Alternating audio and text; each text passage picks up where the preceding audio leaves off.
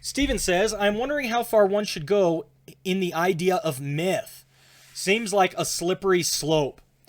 So it depends on how you define it, okay? I like C.S. Lewis's definition of myth.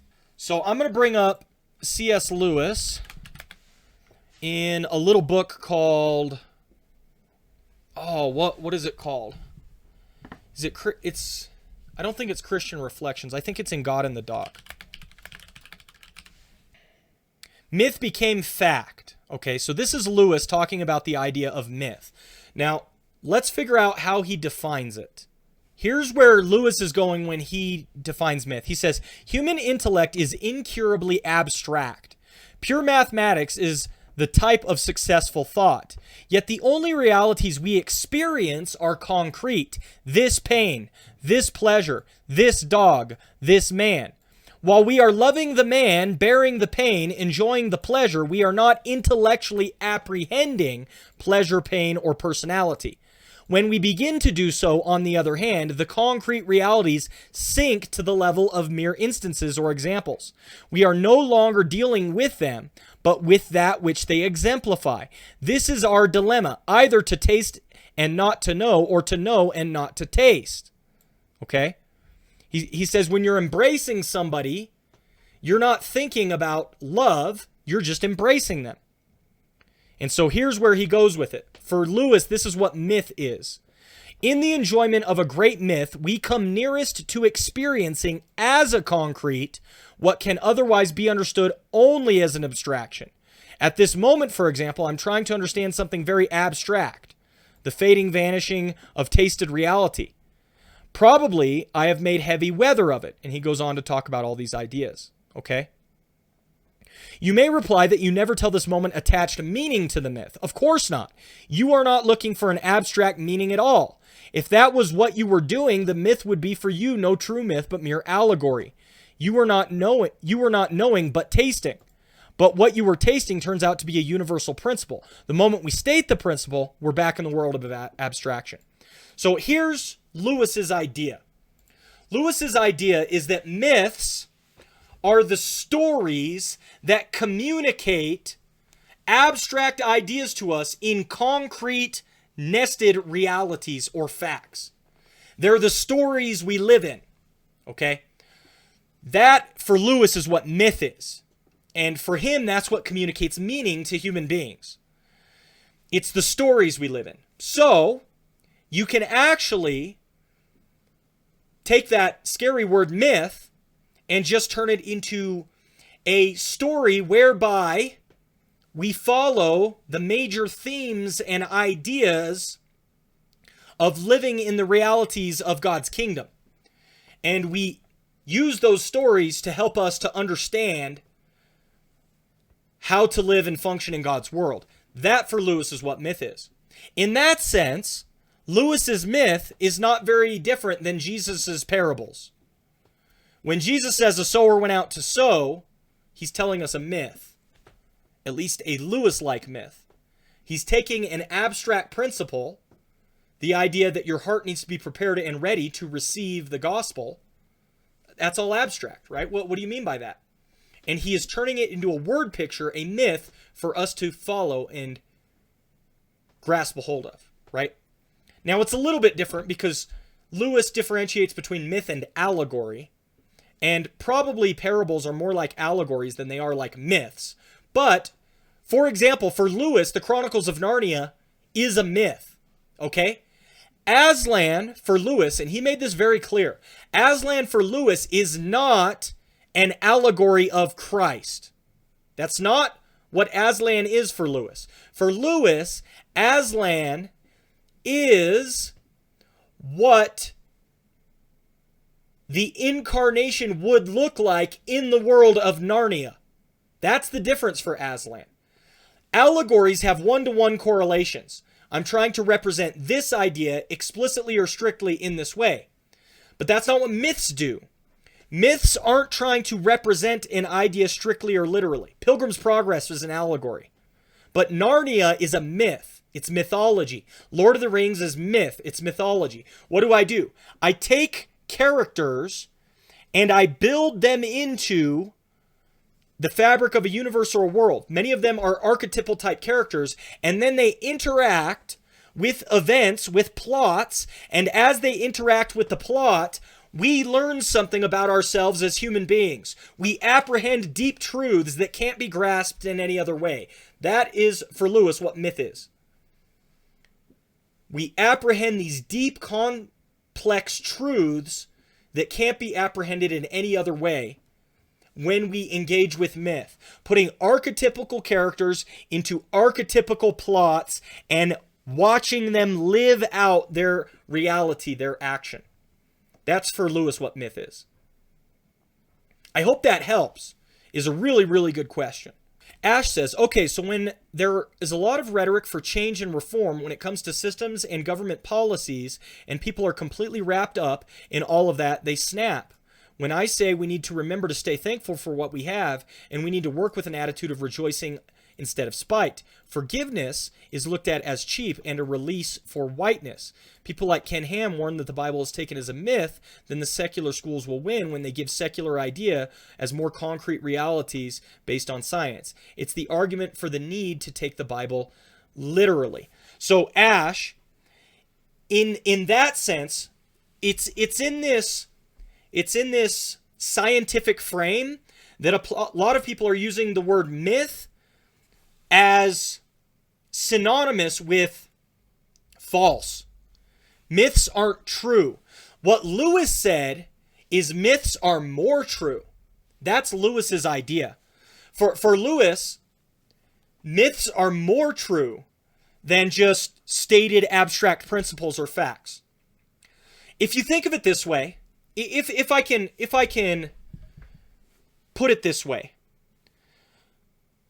for Lewis, there are nested realities that exist and are true in multiple forms, okay? They exist on multiple planes. And here's what's going on. For Lewis, science can only tell us true things about one reality, the material sphere, okay? Science tells us true things about the material sphere, but science can't tell us anything about the moral sphere or the religious sphere or the spiritual sphere. Okay? It doesn't operate on those principles. So, all well and good. Science can help us, can tell us true things about the literal material sphere. But those are only truths about one mode of existence or one reality. Here's Lewis's point. Myths are true on multiple levels of reality. If you construct a proper myth, it's true not only in the literal sphere, i.e. an argument for a literal interpretation of the Bible, but it's also true on the moral, the spiritual spheres as well, okay? Myths are more true because they capture more of the real existence. They can capture truths on multiple planes. Not only are they literally true in the material sphere or realm, but they are also true echoing across all of the microcosms and macrocosms of reality. So for Lewis, that's why myth is so powerful.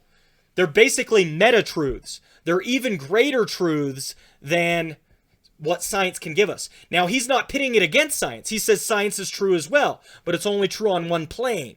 It's only true on one mode of reality. And in that mode of reality, it's very powerful. Fair enough. But for Lewis, myths are true on multiple levels of reality. And because of that, they capture more truth. Myth and reason combined for Lewis give us the full-orbed picture. Now, I want to go to what Ash is talking about also with the balance. Here's the thing, Ash. We live affected by grand narratives. Okay? So, Ash, let me show you something. I got this from Jonathan Haidt. Jonathan Haidt, towards the end of his book, talks about grand narratives. Okay? Grand narratives are very, very important. And so, here's the reason. You're trying to take a moderate approach, right? You're saying, hey, guys, let's be thankful for what we have. Feels like a very Christian approach, but it doesn't fit the grand narrative that people of this persuasion are telling. Let me just read you two political grand narratives from Jonathan Haidt. Okay? So Jonathan Haidt says this, one such narrative, which Smith calls the liberal progress narrative, organizes much of the moral matrix of the American academic left. It goes like this. Once upon a time, notice, this is myth. This is myth, but it's a grand narrative. It's the same idea, okay? This is the myth. This is the grand narrative of the political infighting that we're having right now. Listen, once upon a time, the vast majority of human persons suffered in societies and social institutions that were unjust, unhealthy, repressive, and oppressive. These traditional societies were reprehensible because of their deep-rooted inequality, exploitation, and irrational traditionalism. But the noble human aspiration for autonomy, equality, and prosperity struggled mightily against the forces of misery and oppression, and eventually succeeded in establishing modern, liberal, democratic, capitalist welfare societies. While modern social conditions hold the potential to maximize the individual freedom and pleasure of all, there is much work to be done to dismantle the powerful vestiges of inequality, exploitation, and repression. This struggle for the good society in which individuals are equal and free to pursue their self-defined happiness is the one mission truly worth dedicating one's life to achieving. End quote. Do you see the grand narrative? Do you see the myth that is being painted here? How should one respond to this? Well, if this is the myth that you believe, your response should be to dismantle the powerful vestiges. Tear down the institutions that are sources of inequality, exploitation, and repression. Now let's go back to what Ash wrote. Listen. There is a lot of rhetoric for change and reform when it comes to systems and government policies. People are completely wrapped up in all of it. They snap when I say we need to remember to stay thankful for what we need and to work with an attitude of rejoicing instead of spite. Look at that. Here you have the example of what this grand narrative looks like. And when that's your myth, your goal, your purpose in life is going to be surrounded by tearing down and dismantling these institutions. That's going to be your goal. And anyone who gets in your way is to be looked at very least, with wary hesitation, if not downright vehemence. I hope that makes sense of the situation, Ash. When I read this from Haidt, I thought it was very, very powerful. Now, he tells another grand narrative, right? This is the grand narrative that the right believes. Once upon a time, America was a shining beacon. Then liberals came along and erected an enormous federal bureaucracy that handcuffed the invisible hand of the free market. They subverted our traditional American values and opposed God and faith at every step of the way. Instead of requiring that people work for a living, they siphoned money from hardworking Americans and gave it to Cadillac-driving drug addicts and welfare queens. Instead of punishing criminals, they tried to understand them. Instead of worrying about the victims of crime, they worried about the rights of criminals. Instead of adhering to traditional American values of family, fidelity, and personal responsibility, they preached promiscuity, premarital sex, and the gay lifestyle. And they encouraged a feminist agenda that undermined traditional family roles.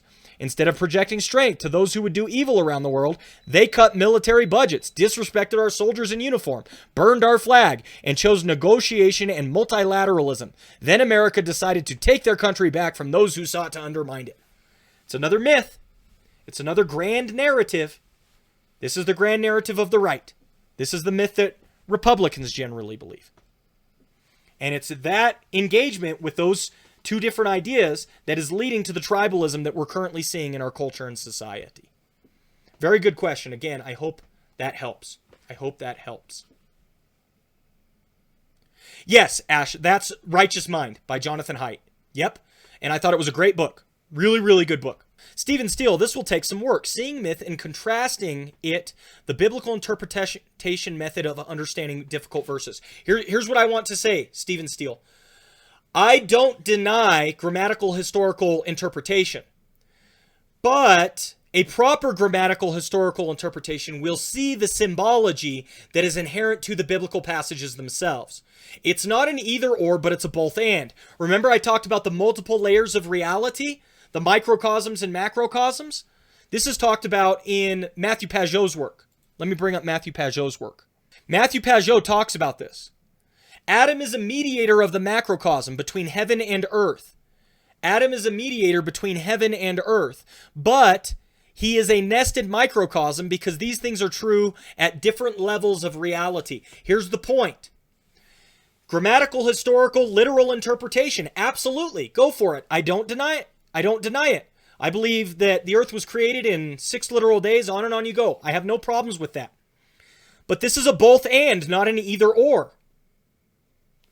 We can also see those inherent moral ideas, symbolic ideas, and concepts that are inherent to the interpretation itself. Those things are also there. It's a both and. They're both true. Stephen Steele says, as a mathematician / physicist, this is way out of my comfort zone. Hey, I understand it, but that's the beauty of this interpretation, because it's a both and. So, for example, Stephen Steele, let's say you struggle with a young earth or 6 literal days or so. If you struggle with all of that, that's fine, because the Bible doesn't require you to only interpret things in a literalistic frame.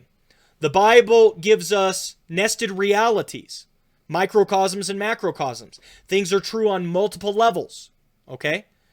And so you get these symbols and pictures that are repeated throughout the Bible, and they're used to help us frame our understanding of the Word of God.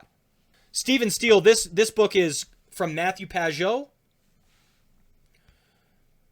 and I want you to know it's very challenging. Okay, it's a very challenging book, but it's from Matthew Pajot. It's called The Language of Creation, Cosmic Symbolism in Genesis. The Language of Creation, Cosmic Symbolism in Genesis by Matthew Pajot. Okay, I like Matthew Pajot very, very much. Tanner, do you believe that the pushing of premarital sex and bargain for welfare benefits over marriage is a myth? I mean, I'm from that hood. I've lived in those projects. I've seen those lowriders. What aspect to you of the flaws of the welfare system is a myth? I'm going to be honest, Kara. I'm not super skilled in this area. There's a lot going on. There's a lot going on. I think many things here are true at the same time. And in many ways, we're asking questions about strategy and tactics rather than morality. It's often framed as though one group or side cares about the poor and the other side doesn't at all. I don't think that's where the issue lies. I think the issue is instead, how do we go about helping the poor? I think that's the issue. And that answer is not abundantly or obviously clear at all, how we go about doing that. Okay? This is where we need to leverage the wisdom that God has given us as human beings to figure out how to engage with difficult concepts and ideas out in the world. That's what's needed at this point. And I don't have the exact answer. I absolutely do not. But to me, those are where the issues lie. Those are where the issues lie. Kara, that's a good point. And man, at that point, you are getting into political conversation and discussion. And it's not simple or straightforward who's right or who's wrong, because it's a matter of strategy. How can we do this? I think if you asked people independent of their political stance or leaning, if you just ask them, should we help the poor? I think everyone's going to agree with you. The real question is, how do we go about doing that? And I think that's where all the arguments lie. How do we actually go about helping them? What is helping people? That's the question. That's the question.